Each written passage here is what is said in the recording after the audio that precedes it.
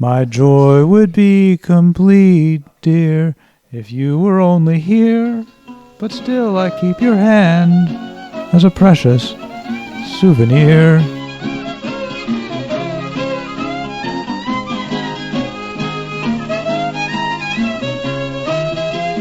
Hello and welcome to Games with Garfield. I'm your host, Jessica Price, and I am here with our usual suspects, Richard Garfield. Hola. And Skaff Elias. Hello.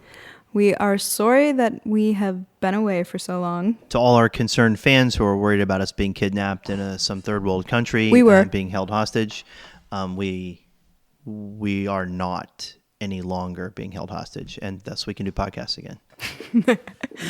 There were podcasts we did from the bunker we were trapped in, but they're probably lost. They were fascinating. Wish you could have heard them. We are here tonight to talk about deck building games. Trading cards have been around for quite a while. You know, baseball cards. What other types, Skaff? I think there's badminton, football cards. Awesome. And basketball cards. So movie cards. I had a lot of Star Wars cards. Yeah. There were collectible stickers at one point too that you could trade. Soccer in Europe, I think especially, they did collectible soccer stickers instead of cards. Nice. I collected the 1985 curling team cards. You guys are giant geeks. Anyway, that idea has been around for a while, but I think the first game to take the idea that you could get these trading cards, these collectible cards, and actually do something with them, like play a game, was Magic the Gathering. Richard, what made you decide to, take this sort of collectible trading card thing that had been going on for a while and do something with it? Well, from my perspective, I was adding something to games rather than adding something to trading cards. I didn't really collect trading cards. I thought they were interesting. They looked fascinating, but I was always kind of frustrated there was nothing you could do with them. So that was probably in the back of my mind. But my invention of Magic was based on the idea that, wow, it would be really cool if everybody had their own deck and they could compete it against each other's. And then a little while later, probably I thought, oh, that's kind of like trading cards. That's something you could do with your trading cards. But I invented it as a game player, not as a trading card collector. So with Magic, the actual game doesn't involve collecting the cards, building your deck. That happens before you sit down to play, correct? Yeah, generally. Sometimes people draft their cards when they sit down, or there's a lot of different ways you can get your deck. Sort of the alpha way to play Magic is you buy a bunch of cards, you trade them with your friends, and you construct a deck. But people play in a lot of different ways, and in particular, old-time players often like to sit down and open up a bunch of packs and draft them off like they were picking a softball team, and then compete the decks against one another. That's probably the I'm guessing the major antecedent of these deck building games is drafting and TCGs. So it seems like for a lot of people, the drafting is actually part of what's so much fun for them, not just the game that they sit down to play after their deck is created. And we've seen fairly recently the emergence of a new subgenre of board games in which that creation of your deck actually takes place during the game itself and is, occurring simultaneously with the other game mechanics. And the first of those was Dominion, which came out in 2008, I believe. Richard, what do you think of Dominion? Oh, I think Dominion is exciting. When I see a game like Dominion, I'm always interested in seeing what game designers are going to do with the concepts that are there. I think it's distilled a lot of the excitement of drafting and constructing your deck and trading card games into a much more manageable experience, and brought a lot of its own to the table at the same time. I want to take a moment here to note that we actually have done a full podcast on Dominion, so if you haven't heard that and you're interested in the game, you should definitely go listen to that. But very briefly, Dominion is a game where you start out with seven copper cards and 3 estate cards. So you begin out with a small deck, 10 cards. Each turn you draw 5 cards off of your deck, and it involves money and victory points. And you use that money to buy more money, more victory points, and action cards. And during the course of the game, you ramp up in the amount of exciting action cards you've got, and the value of the money you draw, and eventually you start buying these big old victory point cards, and at the end of the game, the only thing that matters is how many points of victory points, how many points worth of victory cards you have. And a couple things, the victory point cards are not useful during the course of play, so they do gum up your deck since they don't count.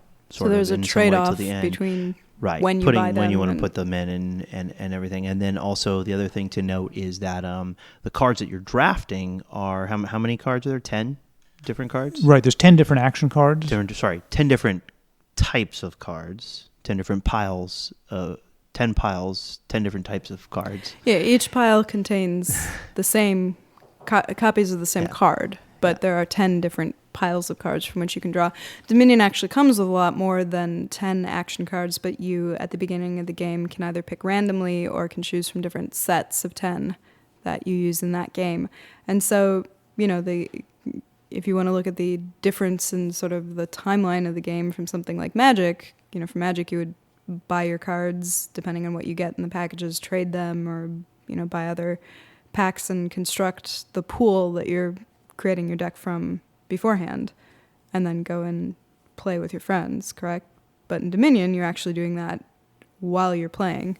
Yeah, and one of the most exciting things about Dominion for me is the fact that you choose these 10 cards, however you do it, randomly, or you pick your favorite cards or whatever.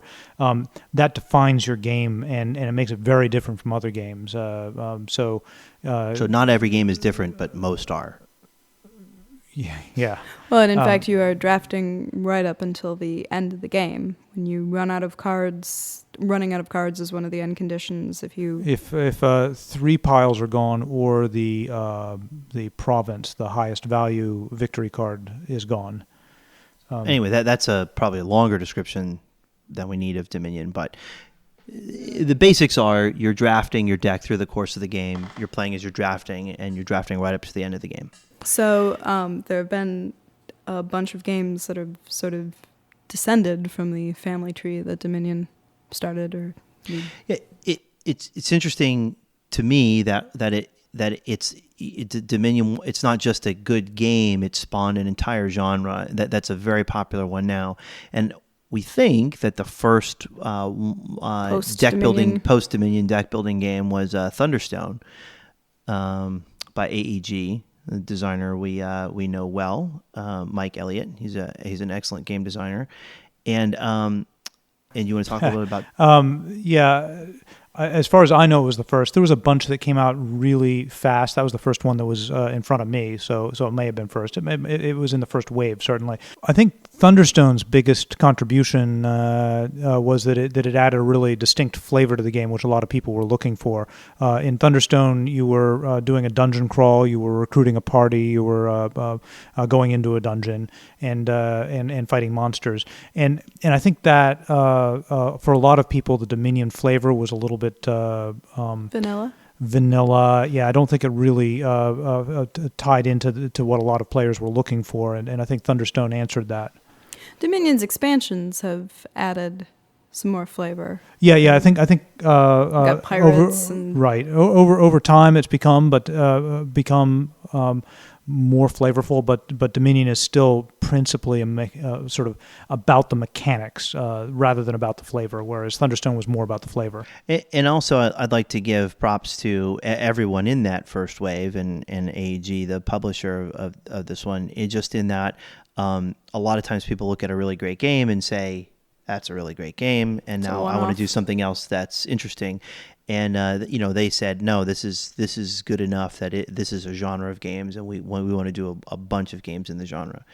And I in general think that evolutionary games tend to be actually better plays than innovative games. We'd in part of this podcast that got lost talked about the difference between revolutionary and evolutionary games, in that sometimes something like Dominion comes out, which is revolutionary, which doesn't really look like anything that came before it. And then after that, you often have evolutions that change it incrementally, but in useful ways. So that's a lot of what we're going to be talking about with the examples. Richard has kindly spread our podcast table with a bunch of different deck building games, so we're going to go through them. The next one in the pile after Thunderstone is Nightfall. Yeah, I've never played it. What can you guys tell me about it? It should be said that this pile isn't necessarily complete. Well, certainly not complete. It's just pulled from my collection, and it's not necessarily also in order, in chronological order. Nightfall came after Thunderstone, but it may have come before some of the other stuff or after. I don't know. I've been told by our technical support that there is a language in which these are in alphabetical order. Nightfall is also AEG. It's a sort of a vampire flavored vampire. It's got vampires, vampire hunters. I think it's based on some intellectual property which I'm not familiar with. It's much more interactive than a lot of the other deck building games. For me, it's got a lot of politics in it. You choose who you attack, that sort of thing. And we should mention that one of the biggest complaints that people have about this category is its non-interactivity. Or at least that the interaction is very subtle in Dominion. Yeah. Sometimes you have to be very good in a game to appreciate its interactivity. Sometimes it works the other way, where if you're good, you realize there isn't any interactivity, and you think there's interactivity when you're sort of less experienced. I don't think there's anything wrong in particular with games that are of low interaction. Yahtzee, for example, is an excellent game with low interactivity. Your only interaction in Yahtzee is deciding how much to press your luck based on how other people are doing. But many people will look for a more interactive experience than they think they get from a game like Dominion. And it definitely seems to be a trend that a lot of these deck building games are trying to put more interactivity in. Yeah, I think it's in the forefront of the designer's mind is how do I make this more interactive than Dominion? And I think it's also in expansions for Dominion that it's something that the Dominion development team has been wrestling with as well. For some people, probably Nightfall did not go too far, but for me, I found it a very sort of a very political game, choosing who to attack each turn. It's got some really interesting mechanics outside that, but. So then the next game I've got in our queue is Heroes of Graxia, which I actually haven't played. I read the rules to, but never got around to playing. You played it, Jessica, didn't you? Javier and I played it before we came here to do this podcast. Unfortunately, we did not have time to get through a complete game, so there may be things that we didn't get to see. What was interesting about Heroes of Graxia, which I haven't played Thunderstone or Nightfall, so I don't know if it was in those games, but it definitely wasn't in Dominion or a game we're going to talk about in a little bit, Quarriors, is that with Heroes of Graxia, you actually pick a character to start with who has different abilities. So, in Dominion, everybody starts out with the same 10 cards. In Quarriors, everybody starts out with the same, 12 dice. Heroes of Graxia, you start out with a hero that, has their own qualities, and so you're immediately playing differently from the other players. Other than that, it's fairly similar to the other deck building games. I'd say that there's a lot more different cards. Dominion, you have piles of 10 of the same card, or 10 piles of the same card. Heroes of Graxia, I'm not sure how many different cards there are, but there are a lot. We're maybe seeing one copy of other stuff. Yeah, I'd say one thing, I'm really interested in these games where you begin out with different cards to start off. Another game we're going to talk about soon, Puzzle Strike, has that. The thing I like about it is that in a game like Dominion, if you sit down with a bunch of people, there is a correct solution to how you should be drafting. That may change depending on where other people go, and it may be very subtle in that there might be two viable strategies, but when you sit down with where you've got your own character, then you evaluate things in different ways, and people will be correct in following different strategies. What's the next game on the list? The next one is one that very tiny box. Not many people probably will have heard of. I had to really hunt for it. It's called Fizzed by Tony Boydell. Wait, what's it called? Fizzed. Awesome. That's FZZZT. I not love to games be confused with no vowels. with FZZZZT. Oh, and an exclamation mark. So in Fizzed, you have a deck of energy, and you bid for cards in a queue, robots and assembly and blueprints. And the cards you bid for will give you energy in future rounds, but they'll also give you victory points. And one of the things that's nice about Fizzed is that it's so condensed. You see, it's got the smallest box at the table. It's real. I think it only has 60 cards. Wow, that makes it tiny. It's about in this 60 company. cards, and yet you get this deck building experience with it, which is kind of fresh. That's cool. I see next on our table you have Innovation, which I would not have thought of as a deck building game. Yeah, and I don't really think of it as a deck building game now either, but I was talking to the publisher, and he casually referred to it as a deck building game, and that took me aback. And then I talked to some of my friends, and they also thought of it as a deck building game. It seems more like a hand building game, though, right? You have a tableau that's out in front of you, and yeah, and I think that's really what's going on with it. There's actually, when you think about it, there's a lot of games where you build over the course of the game a hand, a tableau, a power base of some sort. Innovation like is one. Race for the Galaxy. Race for the Galaxy, and Carl Chudik's other game, Glory to Rome. These games, you're augmenting your powers and building a hand, which is always there. And these games can get very complicated because your tableau can get so expansive. And it's one of the strengths of deck building games is that you build a deck and then you draw 5 cards, and you only have to deal with these 5 cards. And they may get more and more elaborate as you go along, but sort of I put it in here because some people think of it as a deck building game, and I think it's reasonable to make a distinction. You're here to say that they're wrong.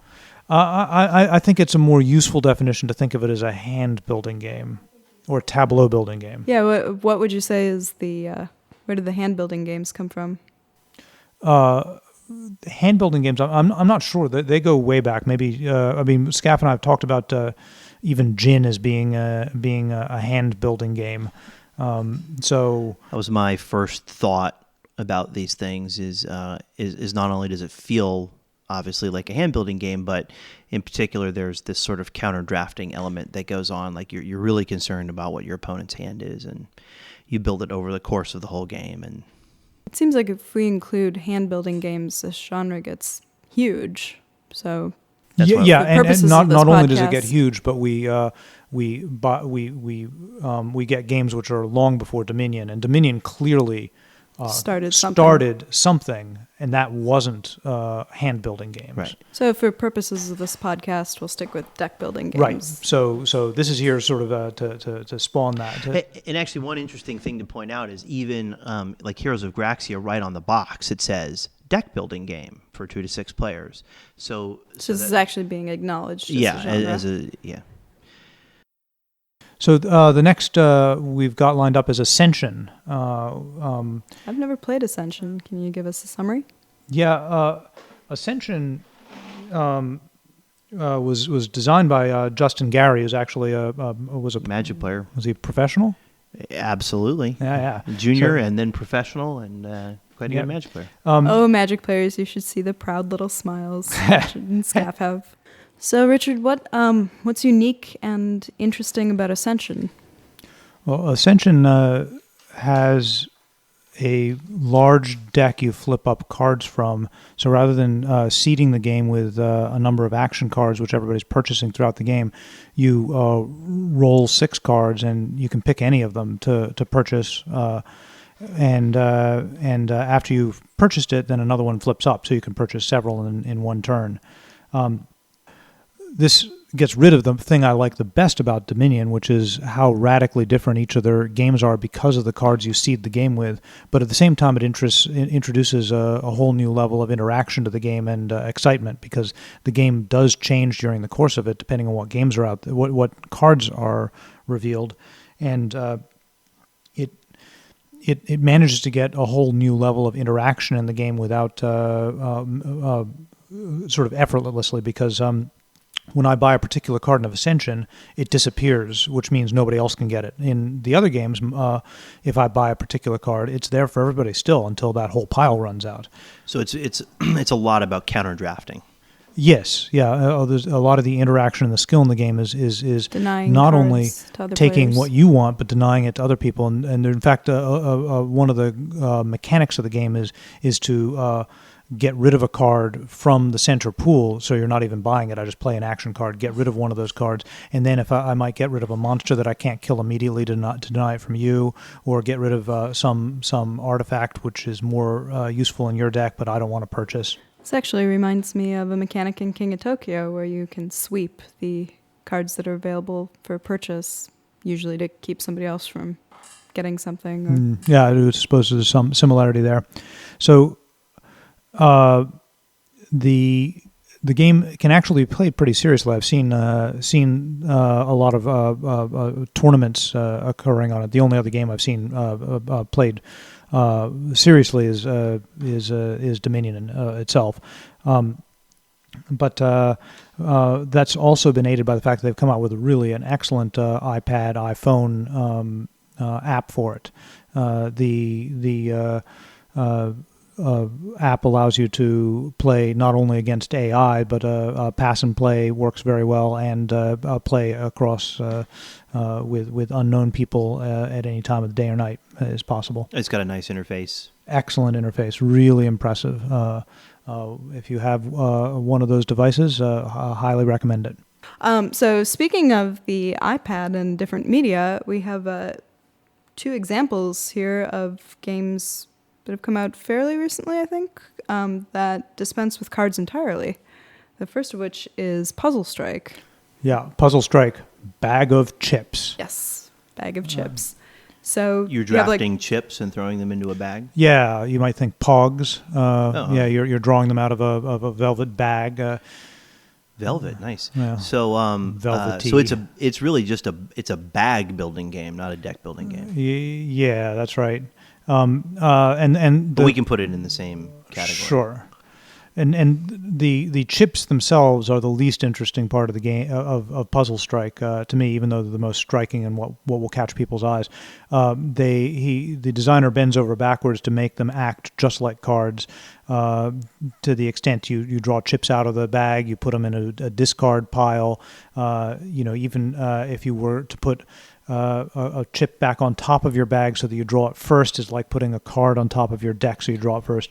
That's a little weird because sort of one of the non-ordering of the chips in your bag would be something very chip-like. Yeah, that's what I wish they would have embraced that and just made it so that there was a bag of chips and every turn you drew 5 and you dealt with them and then throw everything back or something like that. So, nevertheless, there is something appealing about the idea of shaking a bag full of chips to mix them up rather than shuffling cards. I have a friend who won't play Dominion because he hates how often you have to shuffle.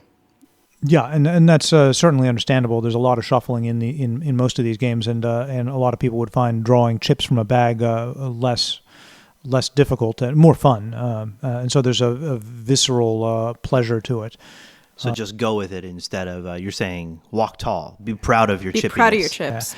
And then the chips also have the further disadvantage that they have less real estate there to show pictures, so they look less nice than cards and so forth. But aside that, it's got some really nice mechanical things. I really do like the interaction in the game, which Puzzle Strike manages to get its own unique interaction between the players. And also it has, as we mentioned earlier with Heroes of Graxia, each player beginning with their own character. In this case, you begin with 3 unique chips which are thrown in your bag, and nobody else has those chips, which makes it so everybody's drafting from a different position, which is nice. It really adds a lot of variety to the game. All right, and we also have a game called Quarriors, which I've been playing a lot recently and really like, in which the cards are replaced with dice, because, nothing's more fun than rolling a giant handful of dice. And Quarriors in some ways actually harkens back to Dominion more than a lot of the games we're talking about, in that you start with everybody starts with the same hand. I think there are 8 money dice and 4 little monster dice. And you use those to buy other monster dice with which you can attack your fellow players, gain points by having your monster survive until your turn. And it's similar to Dominion in that you have that sort of limited deck selected for each game. You should mention it's not just the same designer as Thunderstone. There's two designers for Quarriors. It's Mike Elliott and Eric Lang together worked on Quarriors. They're both very good designers. Yeah, it's a great little game. As Richard was saying about Puzzle Strike, though, it does seem like the dice are still tied conceptually very closely to cards. In fact, you have a card for each die that has the stats for that particular monster. And similarly to Puzzle Strike, I think. Does Puzzle Strike have a discard pile? Yeah. You have a hand that you draw from your bag, and then you discard those dice. You both are trying very much to be a deck of cards. Do you one have a with discard chips. bag, or is it just a pile? Just on the table? a discard pile. So you've got dice in a bag, you've got dice in your hand, you've got dice that you've got in play, and you've got dice in a discard pile. So I'm not allowed to play this game because I'd be spreading my elbows would be spreading my dice all over. It is true. It is true. Yeah. Actually, the tin for Quarriors, it comes in a very cool-looking cubicle tin. It actually says basically it's a dice-building game. So deck-building games, I guess, are enough of a genre at this point that, you can make a joke. Again, I got to go back to it's a bag-building game. We don't call Dominion a card-building game, so we shouldn't call this a dice-building, nor Puzzle Strike a chip-building. They are bag-building games. I concur. And last up, we have a very interesting entry to this genre. I guess you've made it as a genre when there is a vaguely pornographic, disturbing Japanese version of, entry into your genre, and that would be Tanto Cuore. So you consider it only vaguely pornographic? Well, there's no actual nudity. Oh, okay. Which somehow, in some ways, makes it more disturbing. Tanto Cuore is a game in which you collect and play with maids, all of whom look like they're about 14. And you buy your maids with love. The love cards actually have denominations of love, and the young-looking maid on the love card gets vaguely more suggestive as the denominations go up. At 2 loves, she starts winking, and at 3 love, there's a pillow between her legs and her mouth is open. So, it's pretty disturbing. That's that just shows your cultural bias. Yeah, I had read about that game and thought at first it was a joke, and then thought, well, I guess it isn't a joke, but it's probably not going to be available in the States. It's clearly only a Japanese thing. Yeah. But actually, it is available in the States. A lot of things that are jokes to us are not jokes in Japan. Yeah. So, the pictures in it are pretty disturbing. The goal of the game is to assemble a staff of maids. Oh. Keep going. And one surprising thing about it is the mechanics of it actually are quite good. It's when I first heard about it, I also when I found it was real, I also decided I probably wouldn't be interested in it, because if you've got a game about anime maids, that's probably what its lead feature is. Yeah.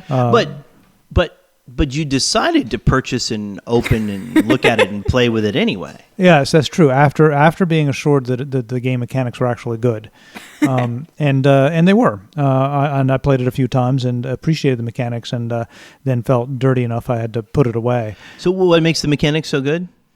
Well, first but of all, it did take you several times to feel dirty. I'm already looking at a interesting mechanic in the rulebook that makes me feel sort of dirty, which is there are event cards, one of which is illness, and the other one of which is bad habit. And they recommend that you remove bad habits from the game if there are beginners among the players. Apparently, the bad habits are an advanced maid managing. It is true. Your maids will get lazy, for example, and then you might have to discipline them. I see. But that's for their own good, right? It's for the good of the house, and ultimately their good is the good of the house. Sure.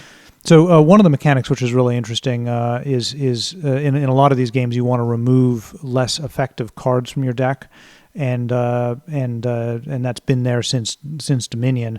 In this, you can actually get rid of the cards, but still score them at the end, and they can still have some effect during the course of the game. And this is called chambering the maids. Oh, I see. They go to your private quarters. That's right. They go to your private quarters, and then they're not in your deck anymore. But they've sort of been, but they're still available for you to score at the end. So that mechanic at the end. That mechanic works quite well, and you see. I'm sure it does. A lot of the mechanics. Would you say that chambering maids is your favorite mechanic in Tanto Cuore? It's probably. It might be, yeah. Okay. Oh, look at this! You can. I get haven't played private, it. It's mine too. You can get private maids who go directly. Sorry, they go straight to your private quarters. That is correct. That is the other mechanic, actually, which is pretty interesting. Removing cards from your deck is actually done really well in Ascension also, where there are certain cards you put into play and then they stay out of play and continue to operate as sort of the analog of magic enchantments. And so that thins your deck also. So you see this in other games, but in Tanto Cuore they do it quite nicely. The other mechanic I really like in it is that it borrows from Dominion the selection of 10 cards which you can buy during the course of the game, which changes every game radically. But it also has a little bit of the Ascension mechanic where you flip up random cards that are available only as one-offs.